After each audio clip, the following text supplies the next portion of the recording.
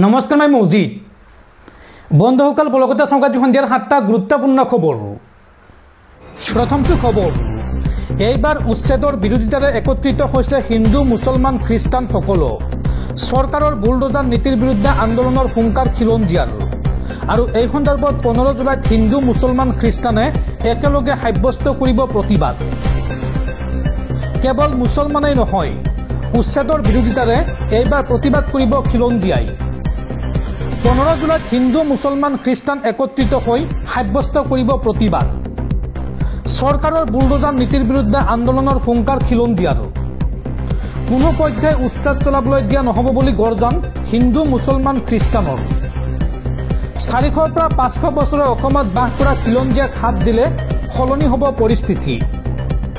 চৰকাৰৰ বিৰুদ্ধে এইবাৰ ৰাজ্যত একত্ৰিত হৈছে হিন্দু মুছলমান খ্ৰীষ্টান।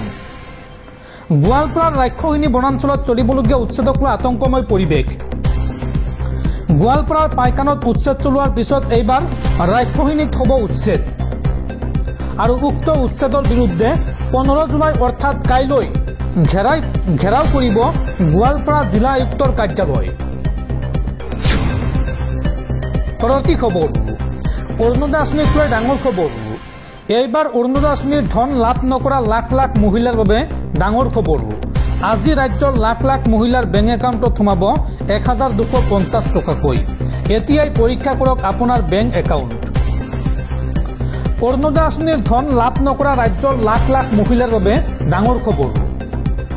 আজি ৰাজ্যৰ লাখ লাখ মহিলাৰ বেংক একাউণ্টত সোমাব 1250 টকাকৈ। এতিয়াই পৰীক্ষা কৰক আপোনাৰ বেংক বেলেঞ্চ। আজি মহিলাসকলৰ একাউণ্টত সোমাব পেঞ্চন আৰু অৰুণোদয় আঁচনিৰ ধন। 10 তাৰিখ পাৰ হোৱাৰ পাছতো একাউণ্টত সোমোৱা নাছিল টকা। আৰু 14 জুলাইৰ পৰাহে অৰ্থাৎ আজিৰ পৰাহে হিতাধিকাৰীয়ে লাভ কৰিব অৰুণোদয়ৰ টকা। এই কথা ঘোষণা কৰিছে অসম চৰকাৰে। পৰৱৰ্তী খবৰ, মুখ্যমন্ত্ৰী হিমন্ত বিশ্ব শৰ্মাৰ বিৰুদ্ধে ৰাষ্ট্ৰদ্ৰোহৰ গোচৰ ৰুজু কৰি গ্ৰেপ্তাৰ কৰিব লাগে।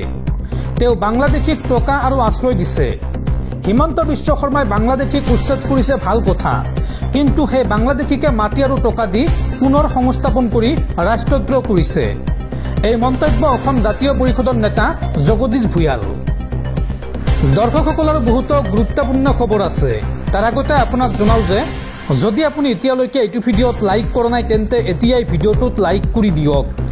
আৰু এনেকুৱা ধৰণৰ ভিডিঅ'সমূহ নিতৌ চাবলৈ চেনেলটো ছাবস্ক্ৰাইব কৰি কাষত থকা বেল আইকনটো প্ৰেছ কৰি ৰাখক। পৰৱৰ্তী খবৰ, উৎকট গৰমৰ মাজতে ৰাজ্যত আহি গ'ল প্ৰচণ্ড বৰষুণ। আগন্তুক 24 ঘণ্টাত ৰাজ্যত হ'ব প্ৰচণ্ড ধুমুহা বৰষুণ। আৰু এই সন্দৰ্ভত ৰাজ্যৰ 19খনকৈ জিলাত হাই এলাৰ্ট জাৰি বতৰ বিজ্ঞান কেন্দ্ৰৰ। উৎকট গৰমৰ মাজতে ৰাজ্যত আহি গ'ল প্ৰচণ্ড বৰষুণ। ৰাজ্যৰ প্ৰান্তে প্ৰান্তে আৰম্ভ ধুমুহাৰ তাণ্ডৱ। আৰু এই সন্দৰ্ভত ৰাজ্যৰ 19খনকৈ জিলাত জাৰি কৰা হৈছে হাই এলাৰ্ট। জৰুৰী কাম নাথাকিলে আপুনি ঘৰৰ পৰা নোলাব। অসমৰ কোন কোন জিলাত এলাৰ্ট জাৰি কৰা হৈছে চাওঁ আহক। বতৰ বিজ্ঞান কেন্দ্ৰই জাৰি কৰিছে এই এলাৰ্ট। আৰু আপুনি অসমৰ কোনখন জিলাৰ পৰা ভিডিঅ'টো চাই আছে কমেণ্টত জনাওক।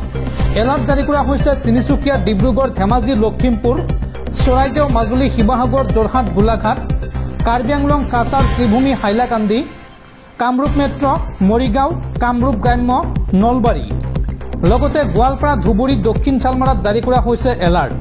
এই জিলাকেইখনৰ উপৰিও ৰাজ্যৰ আটাইকেইখন জিলাতে কম বেছি পৰিমাণে বৰষুণৰ সম্ভাৱনা আছে। এই কথা জনাইছে বতৰ বিজ্ঞান কেন্দ্ৰই। পৰৱৰ্তী খবৰ, নলবাৰী জেলত পুনৰ ভয়ংকৰ অঘটন। যাৱজ্জীৱন কাৰাদণ্ডৰে দণ্ডিত কয়দীৰ আত্মহত্যা। নিজৰ জীৱন শেষ কৰি দিলে যাৱজ্জীৱন কাৰাদণ্ডৰে দণ্ডিত কয়দী সত্যেন্দ্ৰ মহাপাত্ৰই। আৰু সত্যেন্দ্ৰ মহাপাত্ৰৰ ঘৰ বাক্সা জিলাত। পৰৱৰ্তী খবৰ, ৰাজ্যবাসীৰ ওপৰত পুনৰ মাধমাৰ। হঠাৎ ৰাজ্যত অস্বাভাৱিক হাৰত বৃদ্ধি পাইছে মাংসৰ দাম। 30ৰ পৰা 40 টকালৈকে বৃদ্ধি পাইছে প্ৰতি কিলোগ্ৰাম ব্ৰইলাৰ মুৰ্গীৰ দাম। আৰু প্ৰতি কিলোগ্ৰাম লোকেল কুকুৰাৰ মাংসত 50ৰ পৰা 100 টকা পৰ্যন্ত দাম বৃদ্ধি পাইছে। আৰু এই দাম বৃদ্ধিৰ পিছতে গ্ৰাহকৰ মাজত হাহাকাৰ অৱস্থা। কুম্ভকৰ্ণ নিদ্ৰাত ৰাজ্যৰ যোগান বিভাগ। পৰৱৰ্তী খবৰ ৭৫ বছৰ বয়সত প্ৰধানমন্ত্ৰী নৰেন্দ্ৰ মোদীয়ে পদত্যাগ কৰিলে দেশৰ পৰৱৰ্তী প্ৰধানমন্ত্ৰী হ'ব নীতিন গাডকাৰী। এই মন্তব্য কংগ্ৰেছ নেতা বেলুৰ গোপাল কৃষ্ণৰ। উল্লেখযোগ্য যে মাত্ৰ কেইদিনমান পূৰ্বে RSS প্ৰধান মোহন ভাগৱতে কৈছিল যে ৰাজনৈতিক নেতাসকলে ৭৫ বছৰ বয়সত ৰাজনীতিৰ পৰা অৱসৰ ল'ব লাগে আৰু মাত্ৰ দুমাহ পিছতে প্ৰধানমন্ত্ৰী মোদীৰ ৭৫ বছৰ সম্পূৰ্ণ হ'ব। আৰু এই সন্দৰ্ভত প্ৰধানমন্ত্ৰী মোদীক উদ্দেশ্যি এই কথা কোৱা হৈছিল নেকি তাক লৈ দেশজুৰি চৰ্চা হৈছিল। আৰু তাৰ মাজতে কংগ্ৰেছ নেতা বেলুৰ গোপাল কৃষ্ণই কৈছে যে ৭৫ বছৰ বয়সত প্ৰধানমন্ত্ৰী নৰেন্দ্ৰ মোদীয়ে পদত্যাগ কৰিলে দেশৰ পৰৱৰ্তী প্ৰধানমন্ত্ৰী হ'ব নীতিন গাডকাৰী। পৰৱৰ্তী খবৰ এতিয়াৰ পৰা চিনেমা হল শ্বপিং মলত বাধ্যতামূলক নহয় ফোন নম্বৰ দিয়াটো। নিজৰ মোবাইল নম্বৰ নিদিয়াকৈও বজাৰ কৰিব পাৰিব গ্ৰাহকে। RTI আবেদনৰ উত্তৰত এই কথা সদৰি কৰিছে অসম চৰকাৰৰ ন্যায়িক বিভাগৰ যুটীয়া সচিবে। পৰৱৰ্তী খবৰ ৰাজ সাহায্যযুক্ত ট্ৰেক্টৰ বিতৰণত অসমত ব্যাপক অনিয়ম। নলবাৰীত হেৰাল ৫ শতাধিক ট্ৰেক্টৰ। নলবাৰীত ৰাজ সাহায্যযুক্ত ট্ৰেক্টৰ বিতৰণত ব্যাপক অনিয়ম।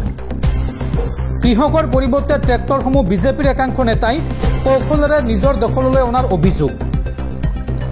পথাৰত মাটি চহ কৰাৰ পৰিৱৰ্তে নৈৰ বালি মাটি হাৰ্ডৱেৰৰ সামগ্ৰী কঢ়িয়াত ব্যৱহাৰ কৰা হৈছে ৰাজ সাহায্যযুক্ত ট্ৰেক্টৰ। কৃষক গোটৰ নামত আবণ্টিত বহু ট্ৰেক্টৰ একাংশ ঠিকাদাৰে ঠিকাৰ কামতে ব্যৱহাৰ কৰাৰ অভিযোগ।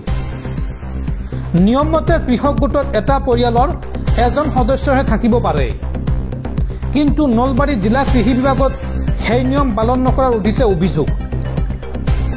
একোটা গোটত একে পৰিয়ালৰ ৩ৰ পৰা ৪জন সদস্য থকাৰ উঠিছে অভিযোগ। আজিৰ আমাৰ অসম কাকতত প্ৰকাশ পাইছে এই গুৰুত্বপূৰ্ণ বাতৰি। পৰৱৰ্তী খবৰ পাকিস্তানৰ হেকাৰৰ কবলত গুৱাহাটী বিশ্ববিদ্যালয়। বহুকেইখন মহাবিদ্যালয়ৰ গ্ৰন্থগাৰৰ remote login hack. Remote login ছিষ্টেমৰ ৱেবছাইটত পাকিস্তান জিন্দাবাদ সহ স্বাধীন কাশ্মীৰৰ সমৰ্থনত লিখিলে বিভিন্ন পোষ্ট। পৰৱৰ্তী খবৰ ৰেল যাত্ৰীলৈ ভাল খবৰ। ৰেলৰ ডবাত স্থাপন কৰা হ'ব CCTV কেমেৰা। সম্পন্ন হ'ল সফল পৰীক্ষণ। ৰেল মন্ত্ৰালয়ে দেওবাৰে ঘোষণা কৰিছে যে যাত্ৰীৰ সুৰক্ষা আৰু নিৰাপত্তা বৃদ্ধিৰ লক্ষ্যৰে সমগ্ৰ দেশৰ সকলো যাত্ৰীবাহী ডবা আৰু ইঞ্জিনত CCTV কেমেৰা স্থাপনৰ পৰিকল্পনা কৰা হৈছে। ইতিমধ্যে নিৰ্বাচিত কিছু ৰেলত CCTV ব্যৱস্থাৰ পৰীক্ষামূলক প্ৰকল্পৰ ইতিবাচক ফলাফলৰ পিছত এই সিদ্ধান্ত গ্ৰহণ কৰা হৈছে বুলি সদৰি কৰিছে। শেহতীয়াকৈ কেন্দ্ৰীয় ৰেলমন্ত্ৰী অশ্বিনী বৈষ্ণৱ আৰু ৰেল বিভাগৰ ৰাজ্যিক মন্ত্ৰী ৰৱনীত সিং বিট্টুৰ সভাপতিত্বত অনুষ্ঠিত এক উচ্চ পৰ্যায়ৰ বৈঠকত ভাৰতীয় ৰেলৱেক ৭৪,০০০ ডবা আৰু ১৫,০০০ ইঞ্জিনত CCTV কেমেৰা স্থাপনৰ অনুমোদন জনোৱা হৈছে। এই বৈঠকত ৰেলৱে বৰ্ডৰ জ্যেষ্ঠ বিষয়াসকলেও অংশগ্ৰহণ কৰিছিল। নতুন পৰিকল্পনা অনুসৰি প্ৰতিখন যাত্ৰীবাহী ডবাত ৪টা CCTV কেমেৰা স্থাপন কৰা হ'ব, যিবোৰ কৌশলগতভাৱে স্থাপন কৰা হ'ব। প্ৰতিটো প্ৰৱেশদ্বাৰত দুটাকৈ, যাতে যাত্ৰীৰ গোপনীয়তা ৰক্ষা কৰি সাধাৰণ অঞ্চলৰ গতিবিধি নিৰীক্ষণ কৰা যায়। প্ৰতিটো ইঞ্জিনত ৬টাকৈ কেমেৰা লগোৱা হ'ব। সন্মুখ পিছফালে আৰু কাষত এটাকৈ, লগতে প্ৰতিটো কেবিনত এটা কেমেৰা আৰু 2টা মাইক্ৰফোন স্থাপন কৰা হ'ব। এই সন্দৰ্ভত ৰেলৱেৰ বিষয়াসকলে জনাইছে যে এই ব্যৱস্থা উত্তৰ ৰেলৱে নেটৱৰ্কত সফলতাৰে পৰীক্ষণ কৰা হৈছে। এই ব্যৱস্থাৰ সংঘটিত অপৰাধী গোটকে ধৰি দুষ্কৃতিকাৰীৰ কাৰ্যকলাপ বন্ধ কৰা আৰু তেওঁলোকক ধৰা পেলোৱাৰ উদ্দেশ্যে এই ব্যৱস্থা গ্ৰহণ কৰা হৈছে বুলি সদৰি কৰিছে। কেন্দ্ৰীয় মন্ত্ৰীয়ে নিৰ্দেশ দিছে যে সকলো চোৱাচিতা সঁজুলিয়ে STQC প্ৰমাণপত্ৰৰ সৈতে কঠোৰ গুণগত মান পূৰণ কৰিব লাগিব। প্ৰতি ঘণ্টাত 100 কিলোমিটাৰতকৈ অধিক বেগত আৰু কম পোহৰত উচ্চ ৰিজলিউশ্যনৰ ফুটেজ নিশ্চিত কৰাৰ ওপৰত গুৰুত্ব প্ৰদান কৰিছে। লগতে চোৱাচিতা আৰু সুৰক্ষা ক্ষমতা বৃদ্ধিৰ বাবে ইণ্ডিয়া AI মিছনৰ সহযোগত CCTV নেটৱৰ্কৰ সৈতে কৃত্ৰিম বুদ্ধিমত্তা একত্ৰিত কৰাৰ বিষয়ে বিবেচনা কৰিবলৈ পৰামৰ্শ প্ৰদান কৰিছে। ৰেলৱে লগতে কয় যে সুৰক্ষা মূল লক্ষ্য হ'লেও যাত্ৰীৰ গোপনীয়তাৰ প্ৰতিও সচেতনতা অৱলম্বন কৰা হৈছে। ব্যক্তিগত ডবা বা বহা ঠাইৰ ভিতৰত কেমেৰা স্থাপন কৰা নহয়, কেৱল প্ৰৱেশদ্বাৰৰ ওচৰৰ সাধাৰণ কৰিডৰতহে কেমেৰা লগোৱা হ'ব। পৰৱৰ্তী খবৰ নিষিদ্ধ ঘোষিত উগ্ৰপন্থী সংগঠন আলফাৰ শিবিৰত ভয়ংকৰ আক্ৰমণ। আৰু এই সন্দৰ্ভত প্ৰতিক্ৰিয়া প্ৰকাশ কৰিছে আলোচনাপন্থী আলফা নেতা অনুপ চেতিয়াই। অনুপ চেতিয়াই এই সন্দৰ্ভত কয় যে অসমত এতিয়া শান্তিৰ পৰিৱেশ, কিন্তু আলফাৰ শিবিৰত সংঘটিত আক্ৰমণে এতিয়া অসমক অশান্ত কৰিব পাৰে।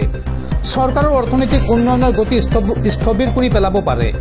এই আশংকা প্ৰকাশ কৰিছে আলফাৰ আলোচনাপন্থী গোটৰ সাধাৰণ সম্পাদক অনুপ চেতিয়াই।